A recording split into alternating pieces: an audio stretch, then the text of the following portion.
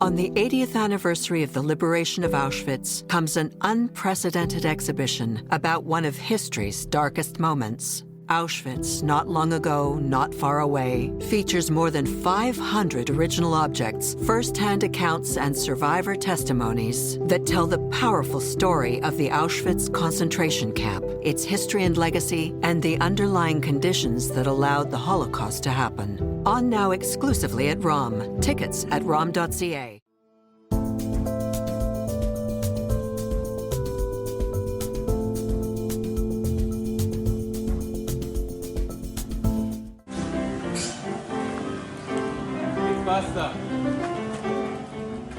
Many of you may have seen or heard this video making the rounds. It shows a world-renowned professor, Amos Tanai, from Israel's Weizmann Institute, sitting down at a piano playing a jazz tune in the bombed-out wreck of the university's Ullman Building of Life Sciences, where, just hours before, overnight on Sunday, June 15th, 2 Iranian missiles struck the campus south of Tel Aviv. Nobody was killed, but the direct hits destroyed 2 buildings, and the impact of the blast shattered windows and damaged many other buildings on the campus. Tanai is a cell genome expert in the fight against blood cancer. His impromptu performance has been giving Weizmann students, staff, and supporters around the world hope, including here in Canada, where, since 1967, the Canadian Society for the Weizmann Institute has been raising awareness and fundraising millions of dollars to send to the school.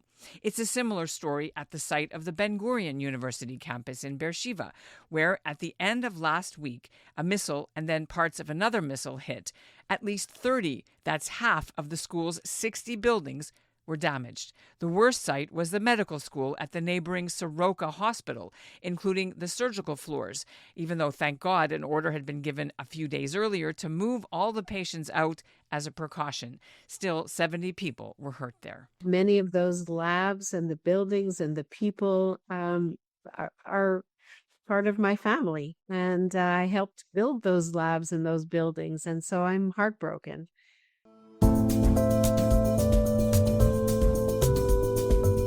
I'm Ellen Bezner, and this is what Jewish Canada sounds like for Wednesday, June 25th, 2025. Welcome to North Star, a podcast of the Canadian Jewish News, and made possible thanks to the generous support of the Ira Gluskin and Maxine Granovsky-Gluskin Charitable Foundation.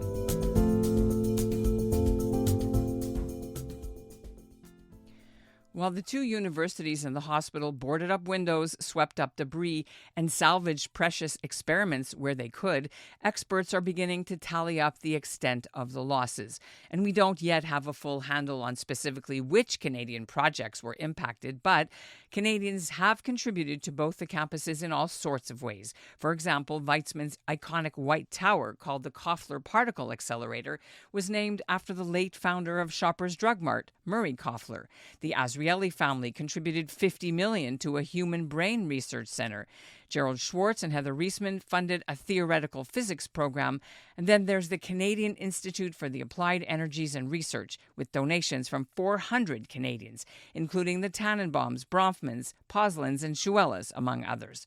On today's episode, we wanted to hear more about what Canadian supporters of these 2 schools are doing in the aftermath. Coming up, you'll hear from Andrea Freriedman of Ben-Gurion Canada. But first, I'm joined by Susan Stern, the CEO of Weizmann Canada. And she joined me just 48 hours after the Rehovot campus was struck. Thank you. Thank you. Well, I'm sorry we're meeting in this occasion as opposed to good times, but we're here because you're the head of the Canadian Weizmann Institute's Canadian branch, Friends of, and obviously this news about the direct hit on some of the facilities on campus was a shock. Can you give us a quick rundown of the latest news as far as you have it in terms of what has been damaged, and then we'll go from there? Sure. And as you say, it's unfortunate to be meeting under these circumstances. And as you know, I've had the privilege of representing Weizmann as its CEO over 20 years. And to see the campus today in photos is heartbreaking. I'm also inspired by the incredible spirit of the scientists. So as you know, during the nighttime hours of June 15th, the beautiful tranquility of the campus, was shattered by two devastating direct hits from ballistic missiles launched by Iran as part of a broad-based attack on Israel's civilian infrastructure. This unprecedented act of aggression targeting the world renowned research institute caused devastation to scientific and academic facilities as well as to student housing. Scientific work, some of it in progress for many years, was ruined. Essential and very expensive research equipment was destroyed. Thankfully, thank God, there were no casualties. Initial estimates of the damage suggest the recovery will take years and cost hundreds of millions of dollars. And yes, we plan to rebuild as soon as possible, and we will be needing long-term support to do so. There are also immediate needs to ensure that the Weizmann Institute can continue to stand, as it always has, as a beacon of science, of progress, and of hope. One of the major buildings that was destroyed was the Integrative Cancer Center that helps people all over the world through the research in cancer. So we need to find lab space to relocate those labs. We also obviously need to relocate our students. Currently, they're in temporary housing. We have, a very large portion of our postdoctoral students are international. And so we want to make sure that everybody is safe, that everyone is relocated, and that we can rebuild the science as soon as possible. We anticipate that it's going to take up to 5 years. We're starting now.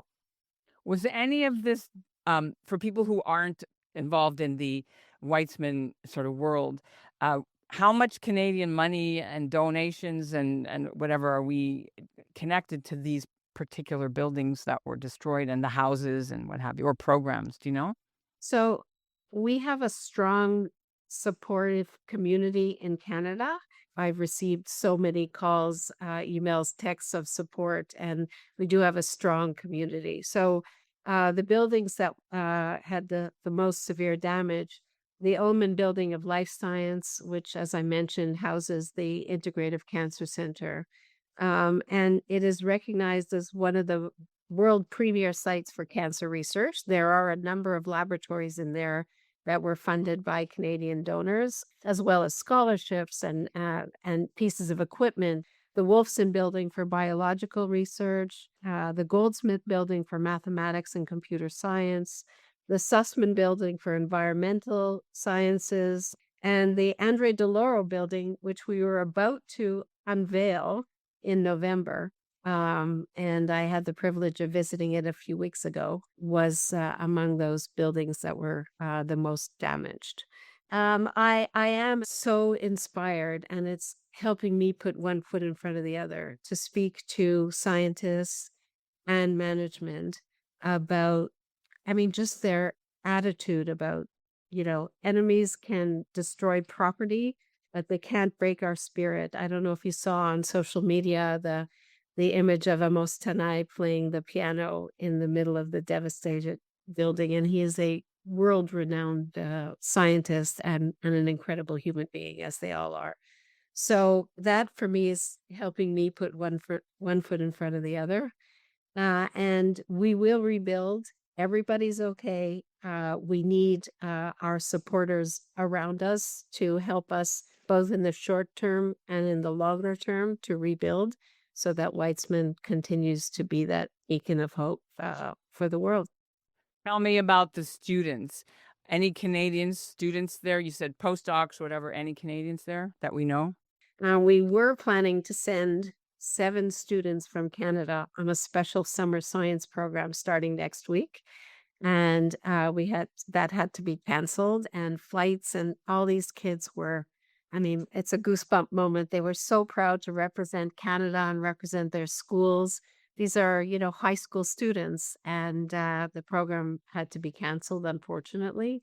This was the physics ones that won the physics project? No, the physics happened already. This is called the International Summer Science Institute, and we had scholarships to send 7 students from Canada, and they were so excited from a variety of backgrounds and schools across the country. They were going to be at the lab that was hit.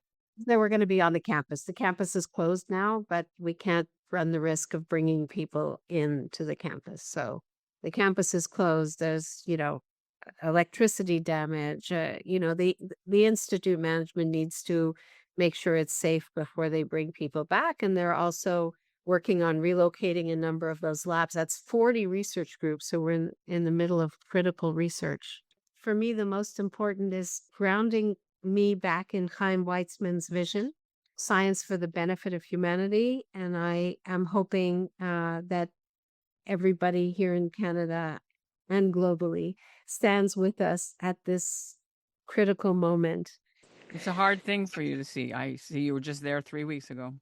I was, and I'm taking my cue from all of these scientists and management that we will rebuild, everyone is fine, and we will be stronger than ever before. Property can be destroyed, spirit cannot be broken. Thanks so much for giving us this update. Thank you for reaching out.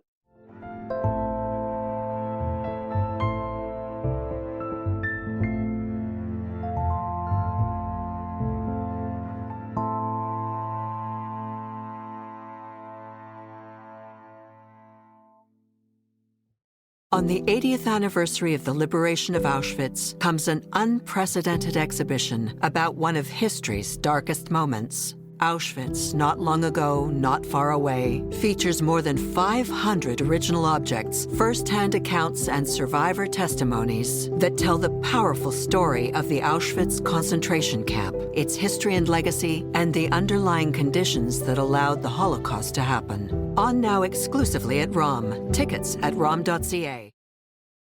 Since 2003, Canadians have donated at least $200 million through Weizmann Canada. In the case of Ben-Gurion University, supporters from Canada have donated over $100 million to that school in the same time period. Just recently, former Montreal philanthropist Sylvan Adams pledged $100 million more to build a state-of-the-art sports center. And the Israelis have a human brain imaging institute there. We reached the CEO, Andrea Freriedman, in Montreal. Yeah, so thanks for having me on. I appreciate Ellen, and I appreciate the spotlight you're shining on the tremendous damage that takes place each and every time there's a missile strike in Israel. Because I think it's hard for us to fully comprehend how powerful these bombs are. And I think the damage to Ben-Gurion University is a great example of that, because it wasn't a direct hit. The direct hit was to Soroka, which is very close by across the street. It's an entire ecosystem in Beersheba around the university and the hospital. But of the 85 buildings at Ben-Gurion University on our Marcus campus, which is in Beersheba, 60 of them were damaged. Now, some of them are relatively minor, a broken window here or there, but a lot of them are really significant. Hundreds of windows blown out at buildings, parts of ceilings collapsed. And right now, there's all sorts of structural engineers on site assessing damage to see what is safe and what is not safe to go back into. And then what is like the closest buildings to Soroka would have been, I guess, the worst blast impact? What are those, some of the worst ones? It's interesting the way shockwaves work, and I'm just learning about this over the last 24 hours, is that there's no rhyme or reason to it. So you'll have the student building, which is really badly damaged, next to the Yazamut Entrepreneur Center that has no damage. And then the building next to Yazamut has lots of damage. So shockwaves work in mysterious ways, and so the damage is fairly widespread. Were any Canadians, either staff, students, researchers, patients, I don't even know, visiting at the time at Ben-Gurion? So Ben-Gurion University, like all universities in Israel right now, are following the guidelines of the Homefront Command, and that was to close. And so there were very, very few people on campus. Obviously, students who live in dorms were there.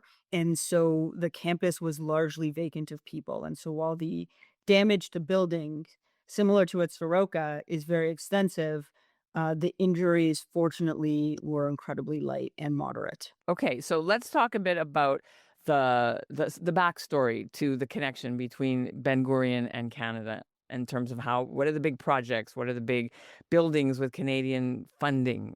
Yeah, so there's a very strong connection between Canada and Ben-Gurion University, particularly between Montreal and Toronto, because Montreal's sister city is Beersheba, and our main campus is located in Beersheba. Toronto's original sister city was Eilat, and we have a campus in Eilat as well. So the connections run incredibly deep to Beersheba and to Ben-Gurion University in particular. We're very fortunate here in Canada. We've got donors who have made very significant commitments over the university's history. Last year, we raised $30 million for Ben-Gurion University from Canadian donors, which is very, very significant, and we're really grateful to all of our donors. But Ellen, as you know, the needs just keep compounding. So the challenge, I think, for most Israeli institutions right now is how do you take care of emergency needs, but not mortgage your future? How do you continue to plan, to build, to dream, to do research that can help save lives, that can change everybody's lives, but still focus on the emotional needs and the structural needs of your students and faculty today? And that's the challenge for us in the diaspora, is how to support this.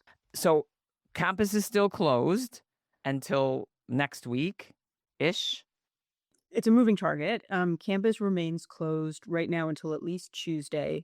Exams has been postponed by a couple of weeks because they're supposed to start right around now.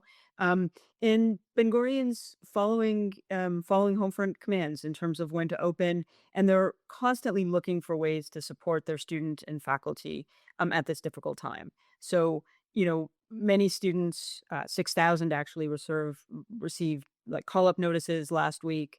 That's a really large segment of the student population. There are 30 faculty members who, as a result of the last week, have been evacuated from their homes because they've been damaged by Iranian ballistic missiles.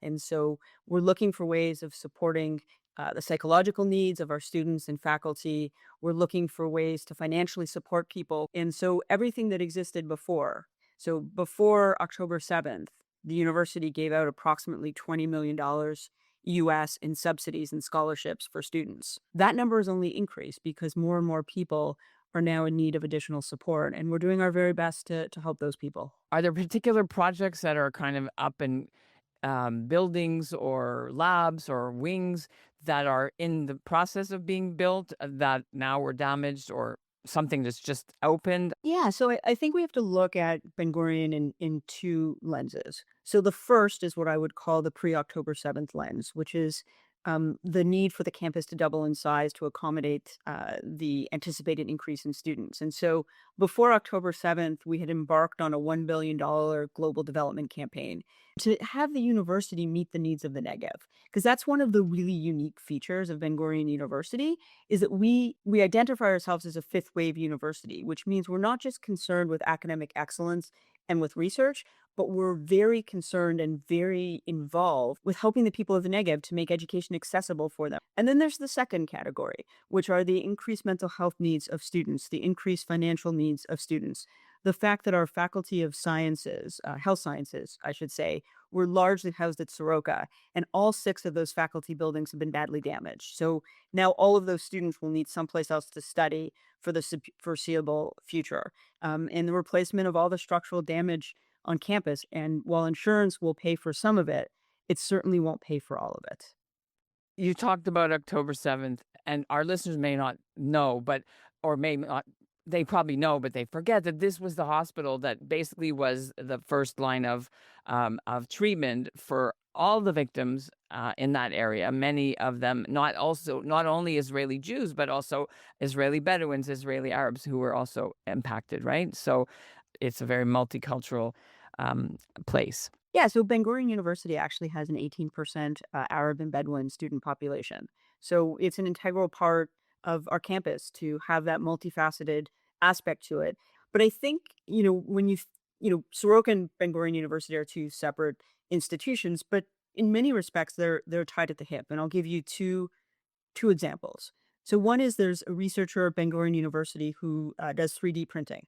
And what they did during post-October 7th is just absolutely phenomenal. They've been working hand in hand with surgeons at Soroka Hospital to print 3D models of like the patient's affected area, because that improves the patient outcome dramatically when the surgeon can actually practice on a real life model.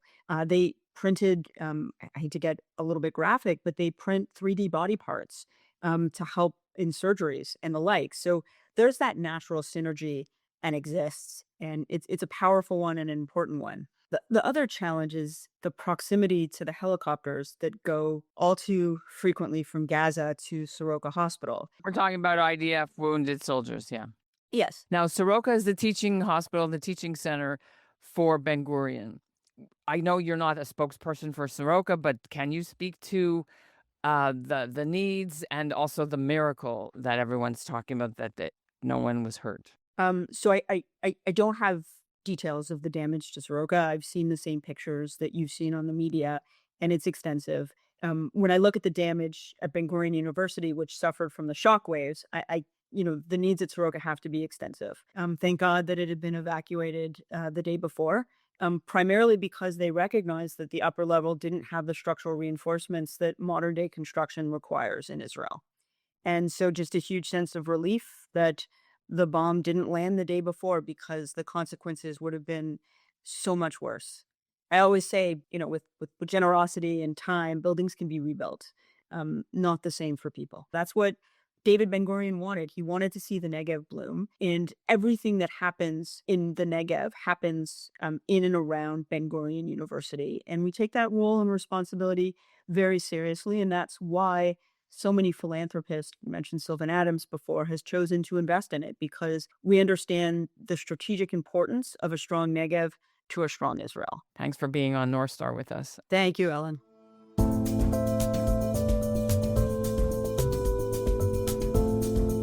And that's what Jewish Canada sounds like for this episode of North Star, made possible thanks to the generous support of the Ira Gluskin and Maxine Granovsky Gluskin Charitable Foundation.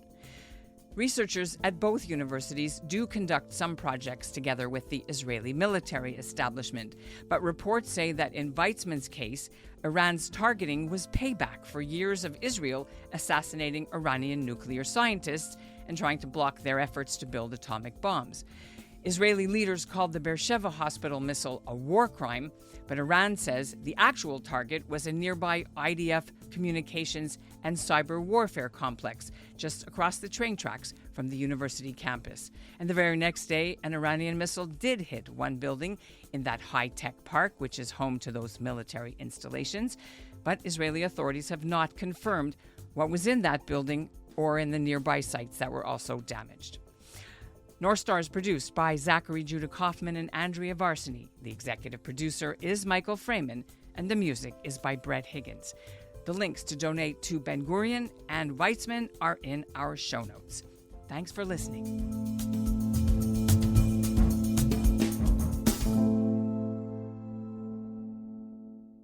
On the 80th anniversary of the liberation of Auschwitz comes an unprecedented exhibition about one of history's darkest moments. Auschwitz, Not Long Ago, Not Far Away, features more than 500 original objects, first-hand accounts, and survivor testimonies that tell the powerful story of the Auschwitz concentration camp, its history and legacy, and the underlying conditions that allowed the Holocaust to happen. On now exclusively at ROM. Tickets at rom.ca.